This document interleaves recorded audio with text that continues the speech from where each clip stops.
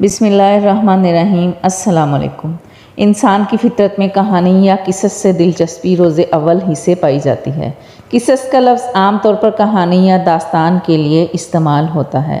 अल्लाह ताला ने इंसानियत का आगाज़ फरमाते ही अंबिया का सिलसिला शुरू फरमाया।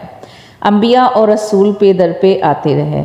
कहा जाता है कि रसूलों की तादाद 300 से ज़ायद है और अंबिया की तादाद 1,24,000 से ज़ायद है।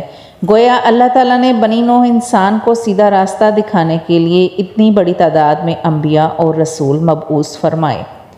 कुरान करीम के बयान करदा किसस हकीकत पर मबनी हैं, इसलिए दूसरे तमाम किसस और वाक़यात से इम्तियाजी हैसियत रखते हैं।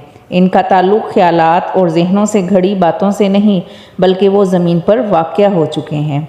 इंसानों ने अपनी ज़िंदगी के मुख्तलिफ़ अदवार में उनका मुशाहिदा किया और फिर ये वाक़यात इस लिहाज से भी मुनफरिद हैं कि इबरत का बायस हैं। कुरान करीम के ये किसस लुत्फ़ अंदोज़ होने के लिए हरगिज़ नहीं सुनाए गए, बल्कि इनसे तो बनी नूह इंसान को सीधा रास्ता दिखाना मकसूद है, ताकि इंसानियत इबरत पकड़े, रोज़े जज़ा के बारे में आँखें खोले, इन वाक़यात को सुनकर और पढ़कर अपना रास्ता मुंतखब करे। गुज़िश्ता अंबिया की उम्मतें जो जुराइम करती रही हैं, उनसे अपना दामन बचाएं। इसीलिए अंबिया के हालात से वाक़फ़ियत अज़ हद ज़रूरी है। जब तक हम अंबिया के वाक़यात से रोशनास नहीं हो जाते, उस वक्त तक कुरान करीम तक मुकम्मल रसाई हासिल नहीं कर सकते।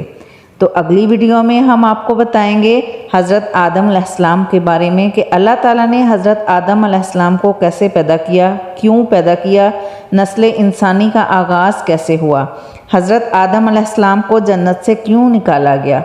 तो मिलते हैं नेक्स्ट वीडियो में, तब तक अल्लाह हाफिज़।